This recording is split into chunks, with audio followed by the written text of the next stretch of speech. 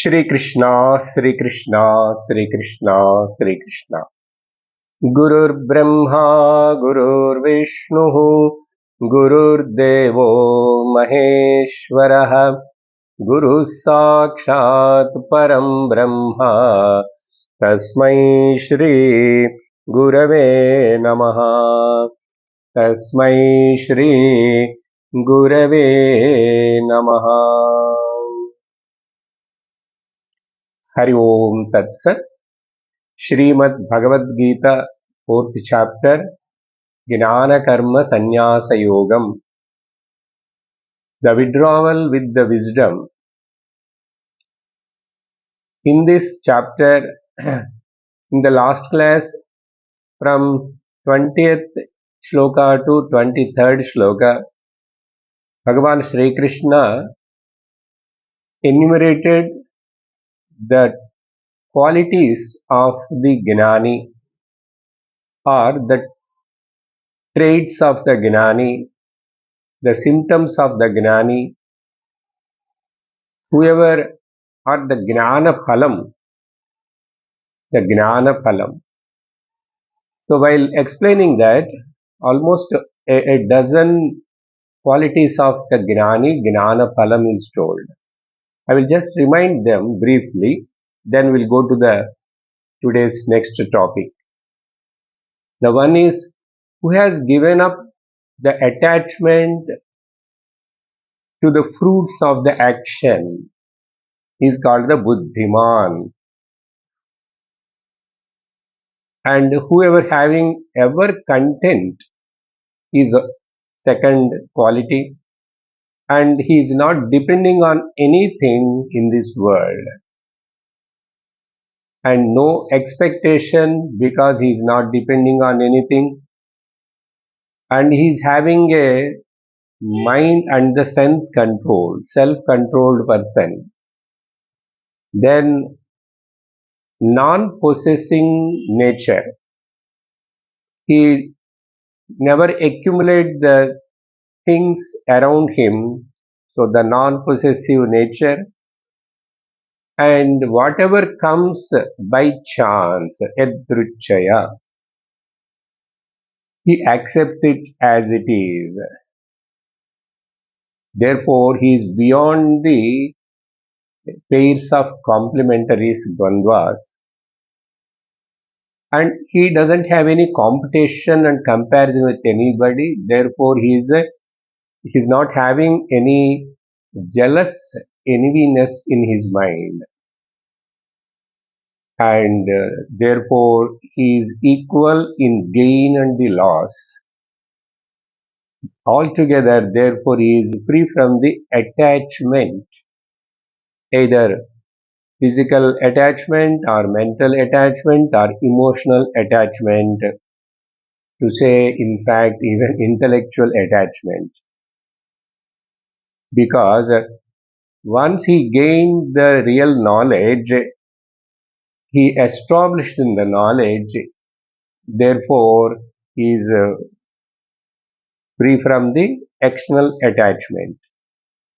And he works, but still he works in this world as an actor, as a cosmic actor on the stage of drama, the world. He just do according to the Ishvara's Agna, that is Yajna Bhava, Yajnaya Acharata Karma, in the attitude of sacrifice. I'm just contributing my role, that's it. So these are the 12 great qualities of this Gnani or Gnana Phalam is this. Now to conclude this particular topic of the Gnana Yoga, now Bhagavan is summarizing by telling very important sloka number 24. Shri Bhagavanu Vacha Brahmarpanam Brahmahavihi Brahmagnau Brahmanahutam Brahmaivate Nagantavyam Brahma karma samadhina. This is the highest essence or the final teaching of the Upanishads. So Bhagavan now taking such a very uh, profound meaning of the Upanishads and putting here. Very rarely in the whole Bhagavad Gita, only 2-3 places Bhagavan brought this kind of very highly profound, filled with the ultimate meaning of the Vedanta. We'll see from different angles this shloka. This is a traditional example given by the Lord in this in the form of the yajna. What is the traditional form? Generally, yajna word is already Bhagavan himself introduced in the previous chapter. Okay? In the beginning, Brahmaji, Prajapati, yajna he created along with the living beings. And this yajna is a cosmic cycle. Whoever don't follow this chakra of this yajna, nanu anutishtanti, they are the sinners. So all this kind of, so yajna word is already introduced there. Now, but to that yajna word here giving a very profound meaning. And so traditionally we all know the yajna. So here it is like a comparison, taking the a ritual of the Agnihotra, taking the ritual of the Agnihotra. If you see the general simple meaning of this sloka, there are many times the Brahma word keep on coming. One is, I will tell you in a simple way. First, yajna means in a Agni Kundam, we have to offer certain dravyas and to offer we use our hand. Of course, in the hand, sometimes to offer the liquid ghee and etc., we will use the another wooden spoon like thing and the hand. So here, whichever we are using for offering into that Agnihotra, this hand is called Arpanam. Arpanam, which is used to offer the instrument hand or spoon is called the Arpanam. So what Lord is telling here, this is also Brahman. By which hand you are offering, it is a Brahman. And what you are offering, that ghee or butter or any other dravyam, that also Havihi Avi Brahmam. Okay? And who is offering altogether? Me with my hand and the object, the dravyam. So three things are there. Me, my hand, and that particular object, the material. Now, I am also Brahman. This offering hand also is Brahman. Offering hand means the spoon also. The inert wooden, that spoon also is Brahman. And the material also is Brahman. And in this way, Havihi Brahmana. Where we'll offer generally Agno. Agni also is Brahman. And that offering also is Brahman. Brahmana Putam. Here, Brahmana, by a Brahmin. That means the person who is offering also. So, offering everything is Brahman. See, from me onwards, or on behalf of me, if any Brahmana is offering, so all these are all Brahman. And where it goes, for whom you are offering, you may be invoking different devatas for different pujas, but ultimately it reached to the Brahma eva te na gantavyam. They all offered to the Brahman only.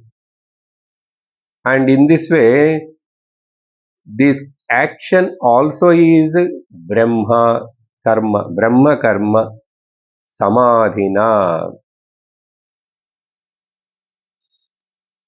Of course, here the person also who is involving in offering is Brahman, the action is Brahman, and the Agni is Brahman, and the offering is Brahman, the instrument used for offering is Brahman, Agni is Brahman, everything is Brahman. So if you count so many times the Brahma word is used here. So this is general meaning of this shloka. Why this is said? What is the deeper inner significance of this? Another thing, the Yajna word has got different meanings. Yajna word has got different meanings. That is, Yajna means prayer. Yajna means praising, or Yajna means offering. Yajna means serving, and Yajna means sacrifice. Yajna means sharing, and Yajna means involved with the many ingredients, many people, and Yajna means discipline. So many meanings you can tell to this one word Yajna.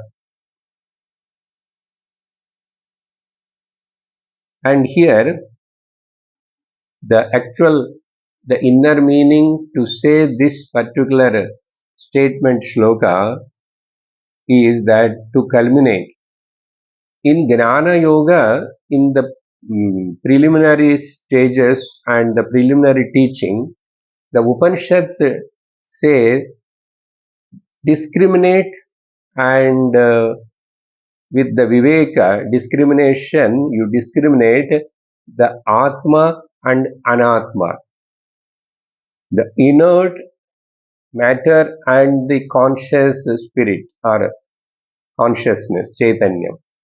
So Atma Anatma Vivekam, or as told in the Drish and Druk Viveka.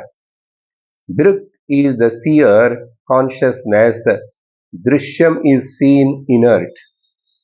This is the first level of teaching, but the teaching is not complete. Shastra says it is just only a graduation level. Now we have to go to the postgraduate level or doctorate level. What is it? In fact, there is no anatma anything here. There is no any inert matter anything is here. Only one consciousness alone exists. So to establish the ekameva,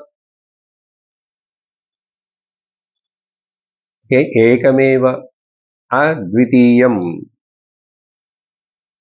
there is only one without second. Ekameva advitiyam neha nanasti kinchana. There is nothing, many, anything here. Because the final ultimate declaration of the Vedanta Sara is to prove and establish the oneness, one only, one without second. So this is a big leap going from the two things, from the many things. First you have to come to the two things, Atma, Anatma. Now here Atma only is there, Atma alone exists, no Anatma also.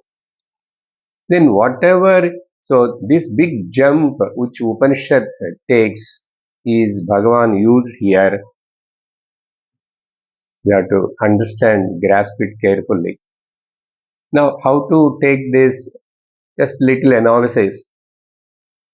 Generally, when we talk about the dream, in the dream, the dreamer, I am there, and I myself, with my own mind, inside, I create, project the many things, and all those many things are nothing but me only, the mind. So everything is one dreamer and projects it everything. But unfortunately, the dreamer doesn't know that he is in dream, and being a separate dreamer and seeing the dream, he becomes one with the dream. That is called ignorance. Now, Shastra says that not only you have one dream, you have two dreams. The normal dream which you see is called Pratibhasika Swapnam, and you have one more dream also, the waking dream. So that sleep dream and waking dream. The waking dream is called Vyavaharika Swapnam, and the dream Swapnam is called Pratibhasika Swapnam. But both are Swapnam only. Very difficult to accept and digest. If you say dream is dream, after waking, I came to wake up state, I accept that yes, dream is dream. But now, what you are thinking a waking state is also is another dream.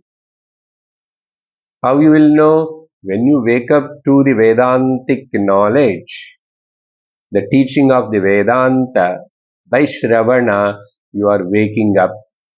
So by waking up to the Jnanam knowledge, you will see this waking world also as a dream. So the waker who is seeing the waking dream, the sleeper who is seeing the sleeping dream, and the Nidra Purusha, Sushupti Purusha who is sleeping without these two, these three states are also all just appearing and disappearing, but they are not true. They are not true. They are all called another name for a dream which is not real.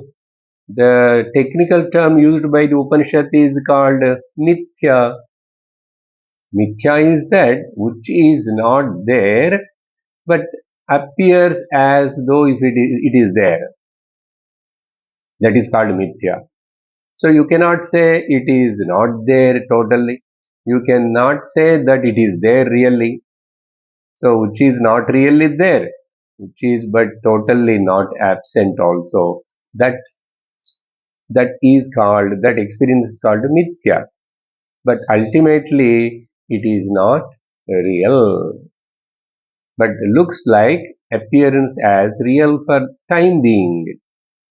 So to say that ekameva dvitiyam na eha nanasti kinchana. By saying this, what Upanishad wants to say next, Brahma Satyam Jagan Mithya. That only one Brahman alone is Satyam. Then all this Namarupa Jagat, Anatma, what you say, it is not at all there. There is no, if it is there, then duality will come. Then we can't establish the non-dual Brahman knowledge. So that's why negation have done, but totally real negation is that never accept or say that there is anatma. There is no any anatma. Atma alone is there. That's why Bhagavan Shankara quotes in his Bhashyam while explaining the shloka from some different Upanishad statements.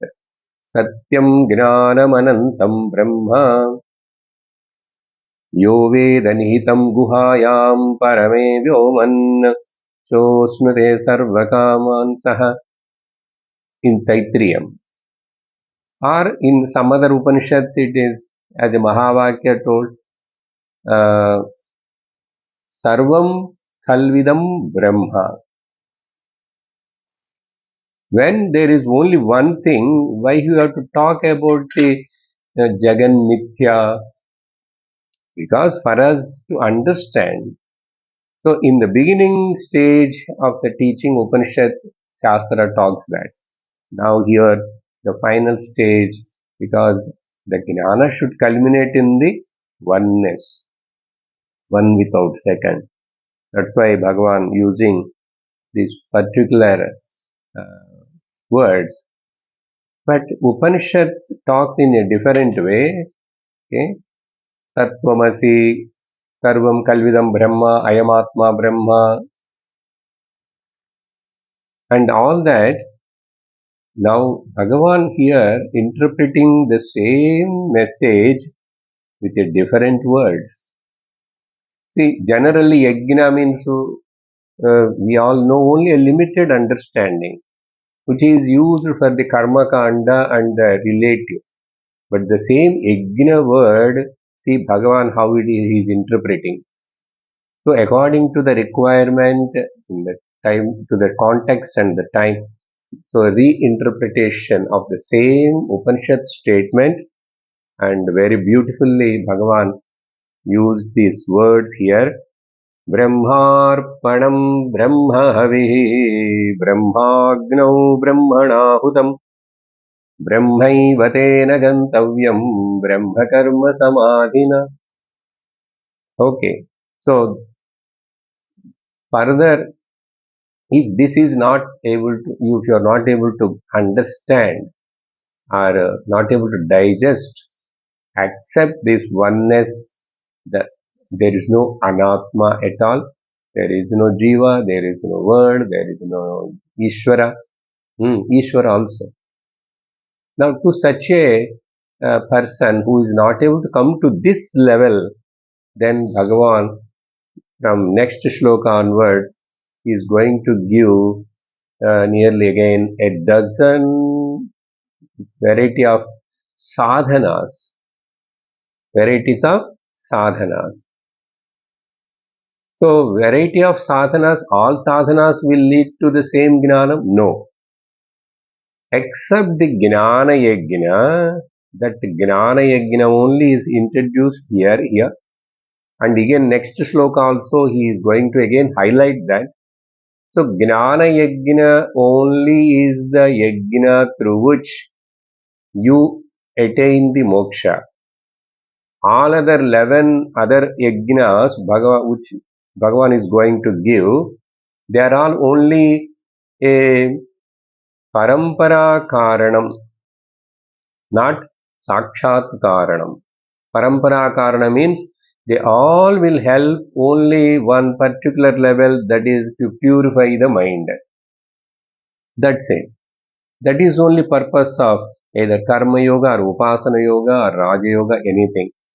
But ultimately, one day or other, even if you are not able to digest now today, you have to come and assimilate, understand this, and accept and make your own personal knowledge, experience. So, that is the prog- uh, progression is going to come in the next shlokas from 25 to up to 34. Bhagavan is going to praise the Gnana Yogam. Again, we can take in that way. But before that, he is giving some sadhanas. So, each may suits to someone, but every sadhana is, Bhagavan puts the name as Yajna. That's why that Yajna word simply, if you translate in English only with one word sacrifice, it is not enough. Our whole life is a yajnam, this cosmic yajnam. That's why the whole life is a tapomaya jivanam. Okay. And other side point is about this shloka. Traditionally, in many ashrams, before going to start eating the food, they read this shloka. Along with this, one or two more also, because it is so then it is giving a permission for taking the food. No, nothing is related to food here, but there is a symbolic relation that by keeping this in the mind, now imagine that you are sitting for a lunch, taking to take the food, you are ready. Now you see this here, the process of eating. The mouth is a agni kundam, okay, the fire pit, and of course here hand is there again, and so hand is Brahman, and uh, food is Brahman, and where you are putting in this inside Jataragni is there. Jataragni, the fire, digestive fire, which is going, the digestive fire is also Brahman, and the inside, the digestion process also Brahman. Ultimately, after digested the food, the essence and energy goes to different parts of the body. The body also, everything is here is Brahman. So eat the food with the feeling of a kind of ritual. So there you will get the devotion, respect, and sharing, yes, serving and surrendering. So many positive attitude, ideas will develop in us. That's why that particular prayer is kept in before eating the food. Bhojana mantra, they say. But it is not limited to only that, but it helps. From the childhood, if the child is started eating, taking the food with that kind of attitude of showing the gratitude and offering, praying, and sharing also. Another point, whenever you say yajna, it is always with some disciplines. No any small kind of ritual also. No ritual will be there without any discipline. Some rituals have more disciplines. Now, for say, just for example, Ram Janmabhoomi, the temple consecration of the Ram Vigraha. Before that, the who is going to do that prana pratishtha, he has to follow some strict disciplines before. So like this, every vratam, every puja, every ritual have got some discipline. So what it shows, it gives you a control on yourself, your body, mind, and emotions. And same way, in turn, they helps to purify your mind. That is important, to purify the mind. So yajna means always involved with the some disciplines. As I told, another point, yajna means always there will be a many people, many things are involved. For example, even a small thing which you do at home also, you need to buy the things, you need the instruments, offerings, or if it is a small another ritual, you need to call two three another brahmins and people, you have to give the annadanam. So all these things, so yajna is always a sharing and doing for the welfare of many, not for a individual. That's why even you are eating for your own stomach and for your hunger, but don't think that this eating process of the food is by you pray even for the everybody. No one should suffer with hunger. So that's why the two more other prayers also added along with this Bhojana mantra. One is from the 15th chapter of the Bhagavad Gita, that aham vaishvanaro bhutva praninam dehamashritaha pranapana samayukta pachamyannam chaturvidham. Bhagavan very clearly says that I am alone staying in the everybody's stomach in the form of the Vaishwanara Agni, Jataragni. I cook the food, all four kinds of food are I cook in four different ways. Four kinds of food means liquid, solid, semi-solid, all that, hard things. And cooking inside, swallowing, digesting, assimilating, and excreting. All these four things functions in the form of the Agni in the stomach. So Lord, you remember the presence of the Lord in your body. So it is a kind of prayer, meditation, all these things. And still little more devotionally, if you take the Sloka from the Annapurna Stotram, okay, Annapurna, Annam is considered as the Devi, Kashi Annapurneshwari. So what is that prayer that Kashi Annapurna Stotram Shankaracharya concludes with अन्नपूर्णे सदापूर्णे शङ्करप्राणवल्लभे ज्ञानवैराग्यसिद्ध्यर्थम् भिक्षां देहि च पार्वती. हे अन्नपूर्णे सदापूर्णे, O goddess of the annam food, who is always full with the rich with the food, sada purne, fills everybody stomach.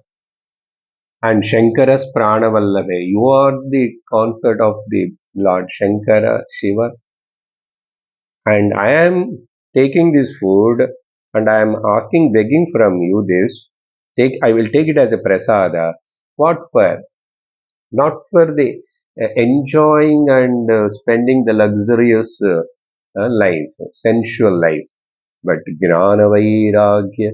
Because if the body is little healthy and cooperative, then only I can go to the teacher. Then only I can listen and understand what teacher is telling. So and by listening and studying the Shastra, I develop the knowledge, and that knowledge helps me to develop the Viveka and Vairagya. So Viveka, Vairagya, Gnana, all these things, when they improve in me, then I become eligible for the established in the Brahma Vidya, Brahma Gnanam. So in this way, this shloka has got so many different facets, but very deep, and we have to still contemplate and understand how we can accept this anatma. There is no any anatma, there is no any inert thing, only consciousness is there. But all this appearance and all these are all, we are studying in the other textbooks, that it is all because of the delusion. The Maya Shakti create two things. One is the Vikshepa Shakti, okay, the scattering and projecting power, and then after projecting, not allowing the real thing to know, and wheeling power, Avarana Shakti. Now when you constantly, continuously study and listen like this, then slowly we'll understand that Avarana Shakti can't do me anything, and the Vikshepa Shakti also can't do me anything. I cannot get deluded by, I cannot become a victim of this uh, delusion. So I am relieved from my own ignorance and delusion. I claim that this Brahma, Ekam Brahma, Satyam Gnanam Anantam Brahma Ekameva Dvitiyam Brahma. You should not again think and search for outside. I am that Brahman. I am that Brahman. So whenever Shastra says that you are that, and whenever it talks about the Atma, whenever it talks about the Brahma, consciousness, Chaitanyam, we must take that in as a as a subjectively. It is about me. So I am the one who is the now in Brihadaranyaka this thought is we studied just now.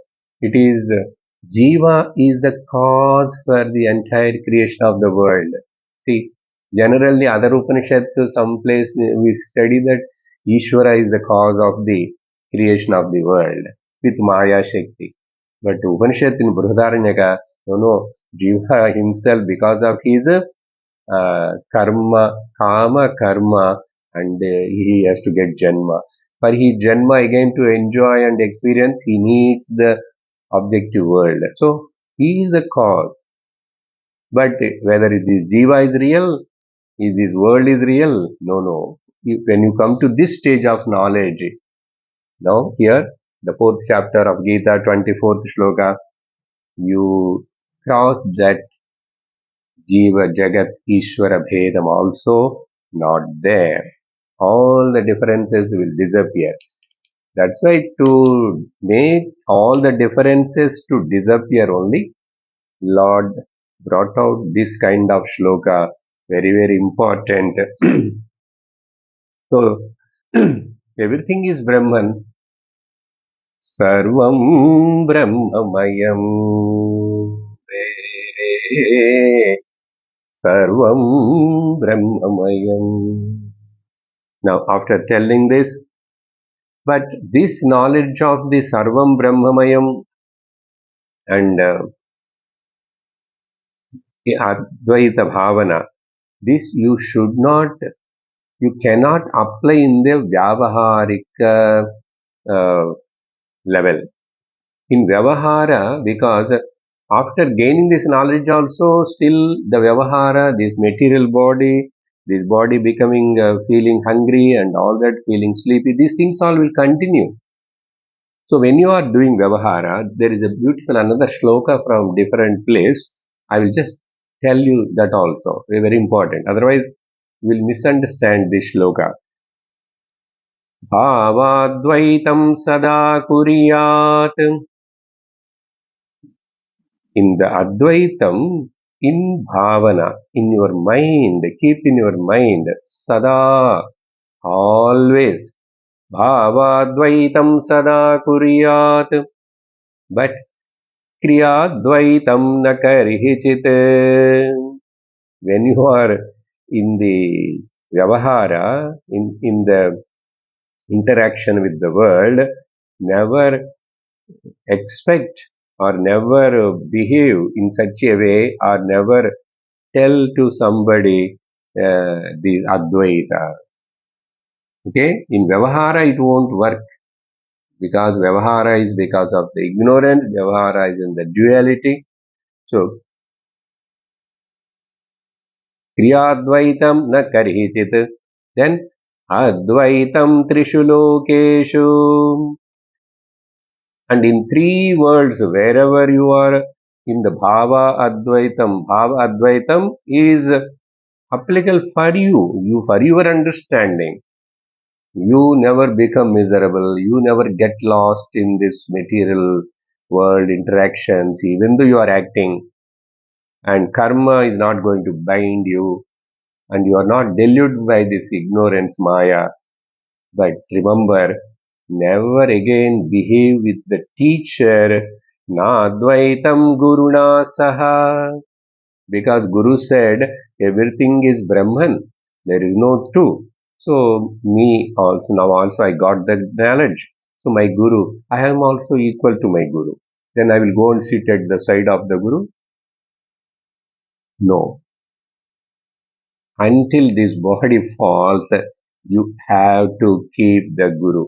So you are there, Guru is there. So Na Advaitam Guruna Saha. Never. Because the Shraddha, the Bhakti, the surrender, they have to be there externally in the Vyavahara. So, but in the mind, heart of heart, you know that. Okay. Now, in the next sloka, 25th sloka, Bhagavan is going to tell the next some 12 types of yajnas. I told just now why 12 types of yajnas. Only one yajna is only more important, sakshat moksha karanam. All other 11 are the parampara, paramparaya karanam. They help in a indirect way to take you to that particular stage.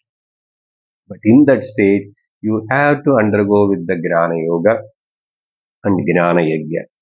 I will read the 25th shloka. दैवमेवापरे यज्ञम् योगिनः पर्युपासते ब्रह्माज्ञावपरे यज्ञम् यज्ञेनैवोपजुहति. Here I will take the second line first, then you can put the numbers as I am continuing explaining. Totally it will come nearly 12 types of yajnas. Now here again, first yajna, why I am taking the second line? Because just now we talked about the Brahma yajna, Gnana yajna. So here in the second line, Bhagavan explaining that again, emphasizing. So I will taking that as the first. Brahmagnau apare यज्ञम यज्ञेन Joon-ho यज्ञो यज्ञे यज्ञेनैव उपजूहति. This is all one about one yajna. What is this yajna? The words are looks like jigglery. Yajna word came 2 times again here. Brahma word came. Here everywhere Bhagavan being it is called yajna, the Agni word also is used. In the fire of the knowledge, here Brahma means the first word Agni. In the fire of the knowledge, some people, who are that some people? Mumukshus, who doesn't want any other thing other than the moksha, moktum ichha, who is having yaha moktum ichchati, sa mumukshuhu. So they, mumukshus, the seekers of the truth, they offer themselves. Here, yajnam word in the middle. One yajnam word is jivatma. See, each word is differently. Shankara explains in the Bhashya. Here, yajnam means the lower I, the individual I, ahankara, jiva, bhava, should be offered in the higher I, OC, original consciousness, Brahman. And upajuhati is a word, it will come repeatedly now, offer as a sacrifice. See, this is what Vedanta is keep on talking, destroy and dissolve the individuality and ahankara. Okay, ahankara, because of the ignorance. This ahankara leads you to the misery, leads to the samsara, the jiva bhava. So Brahma Agni. What is Brahma Agni? Don't think that there is a Agni fire. So Brahma is a fire. No. Agni is represents to consume, to assimilate, to destroy, to swallow everything. So Brahma Agni means in Gnana Agni. In the other places, Bhagavan used Gnana Agni Dagdha Karmanam. Agni. So Brahma refers Agni, Gnanam. So in the fire of the Gnanam, you offer the individual I and in the individual I and you become free. So this is the yajna done by only, not by everybody, but this is only the important thing, which is the finally Bhagavan is going to glorify again, but only mumukshus. Then everybody, if everybody is not interested about the moksham, what to say about them? So okay, for them I will tell something, but they can also do those other kinds of things in the attitude of yajna. So that will purify them and one day bring them to this Gnana Agni or Gnana Yajnam. That's why I told many times, you are listening now for 1 hour. It is a greater than any kind of yajna yaga, Soma yaga, Ashwamedha yaga, any yaga you may say, this is greater than all those things. Not only that, the purpose Bhagavan is going to explain the another 11, but just for sample, all those 11, the benefit whichever the people are getting because of those 11 yajnas, all this in this yajna will be fulfilled. What yajna? In the Gnana yajna. That's why Gnana yajna is the final. That is what you are doing. And again, Gnana yajna means don't think that where is the Agni Kundam, where is the offerings fire. This your mind itself is the Buddhi, is the Agni Kundam, and your ears are the uh, holes through this Agni Kundam, offering into the Buddhi by listening these words which are coming from the Guru's mouth. So Guru is Brahman, the words coming from the Guru is Brahman, and they are entering into the ear is Brahman, and they go inside and assimilate in the heart, Buddhi also Brahman, and ultimately what comes, the result is also Brahman, Brahman. So this is you can calculate this is as the number 1. And second one is in the first line. But some people, those who are not able to come to this level, they don't have desire for moksha, and they want to fulfill their so many other desires are there. So for to fulfill the other desires, all that, they go to the different devatas. Daivam eva apare. Apare means some other, some other. That is the meaning. Who are the some other? Yoginaha paryupasate. Upajuhati or paryupasate. They will worship. They will do the upasana on those devatas. So that is also a kind of yajna. Upasana is also yajna. And here yoginaha word refers to the karma yogi or upasaka. Upasaka is always along with the karma. Only upasaka won't be there, never exist. Upasana is always a karma samuchayam. But karma can be there without upasana. That is also in Brihadaranyaka Upanishad. It explaining only karma, if they do, they go to Pitruloka. But if they do upasana yoga along with the karma yoga, they go to the Brahma Loka. Okay. So here yoginaha means karma yogis or upasakas. They do worship the different devatas. What for? To get the different benefits.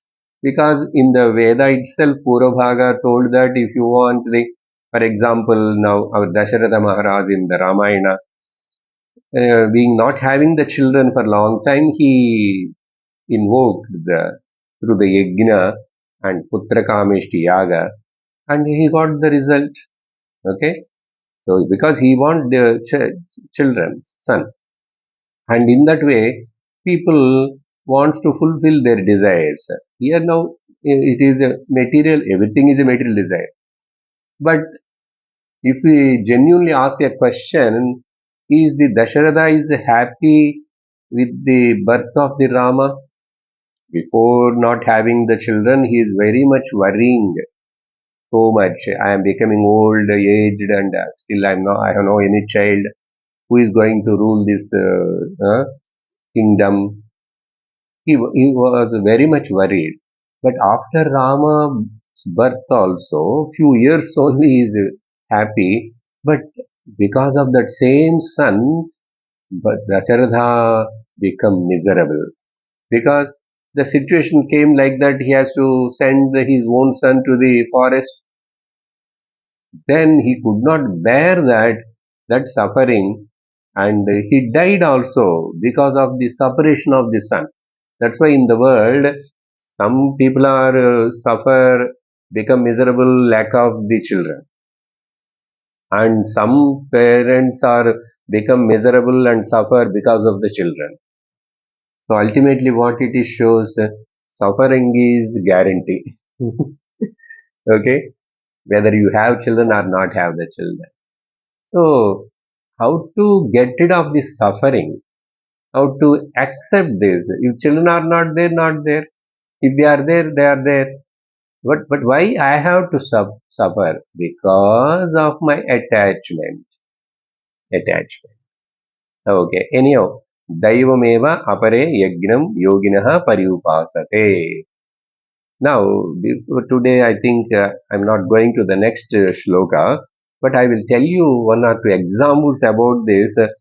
How to, if you are not understanding properly about this Brahmarpanam Brahmahavihi Sarvam Brahmamayam, one imagined story I will tell. Once there was a student learned from the teacher like this, no anatma, no inert, will sarvam brahmamayam, sarvam, like that he learned.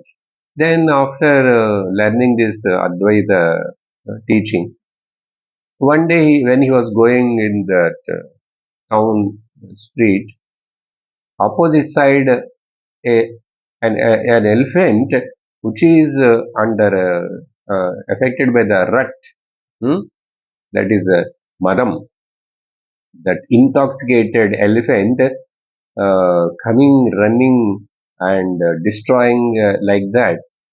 Even then on the top of that elephant, the person who is the owner of that elephant is sitting there, I mean, who is training it, but he could not control that when it becomes intoxicated, that elephant. Then he just started shouting. The people who are there, don't come nearby, don't come nearby. The elephant is in intoxication. It is now affected by the madam.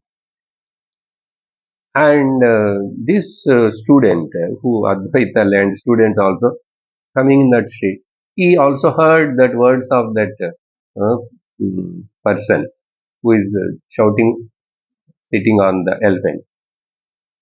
Then he says that no, no, I won't go side. I have to go. Elephant also is Brahman. I am also Brahman. Everything is Brahman. Why I have to afraid of? If you know that everything is Brahman, you don't get any fear. Dvitiya, Advitiyadvai Abhayam Bhavati. So then naturally you never get any kind of fear. So,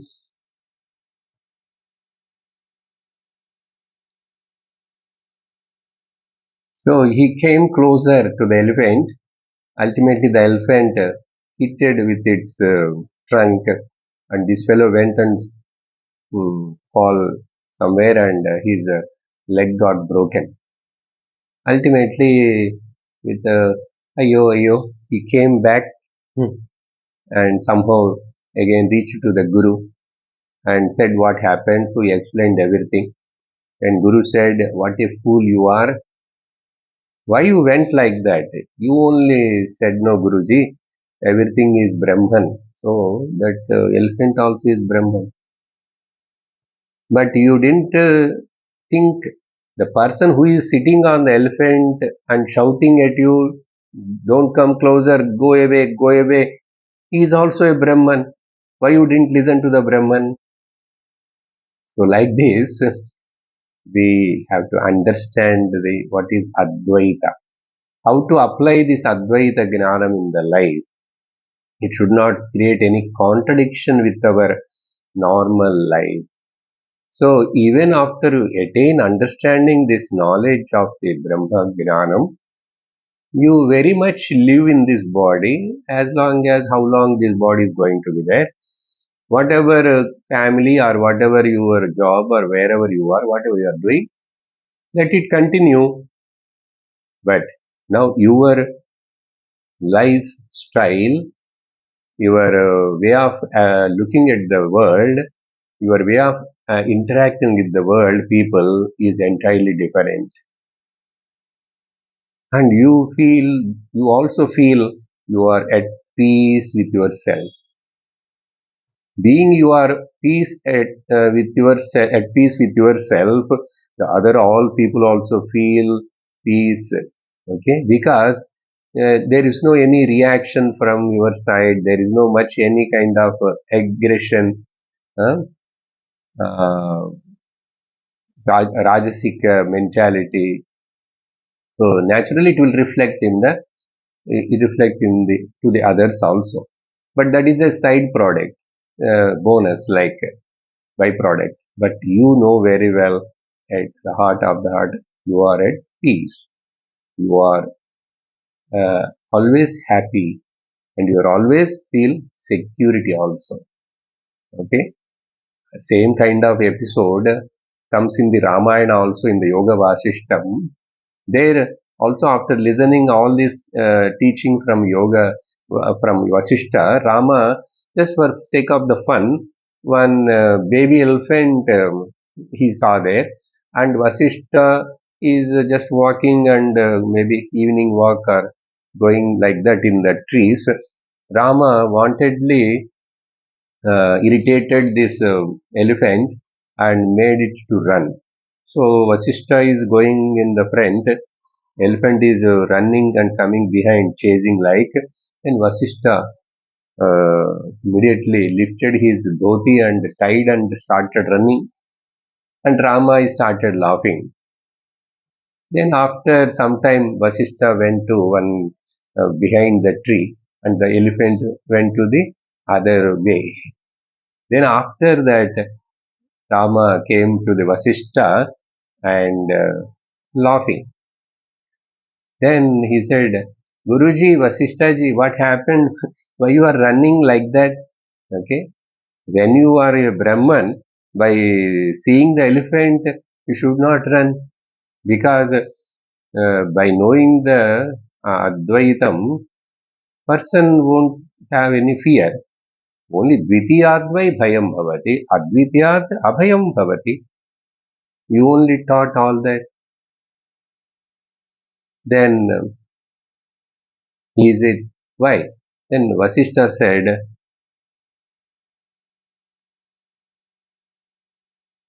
the elephant running behind me is a mithya, and I am running because of the elephant chasing also is a mithya, and you are laughing, that is also mithya. So you are asking me question, that is also mithya. So elephant didn't run, I didn't run, you are not laughing, and you are not questioning. Everything is mithya. So different answer in different two stories. Anyhow, ultimately what you have to understand, you must use this knowledge only for your own personal, not to teach to anybody or not to exhibit anywhere in the Vyavahara, because that much easily no one can understand, assimilate or accept. So people will abuse. So it is only confidential like between you and the teacher. Then you are walking in a safe way path. And ultimately you reach the goal also. You reach the goal. You bound to reach the goal. There is no doubt about it. So in this way, so we have seen two important yajnas. One is for the important shloka, 24th shloka, and then the other two yajnas. One is Daiva Yajnam Number one is the Brahma Yajna, and the another one is the Daiva Yajna. Like this, Bhagavan is going to explain further many more yajnas that we will see in the next class. Om Purnamadah Purnamidam Purnat Purnamudachyate Purnasya Purnamadaya Purnamevavasishyate. Om Shanti Shanti Shanti. Harihi Om Shri Gurubhyo Namaha. Harihi Om. Hari Om. That's it.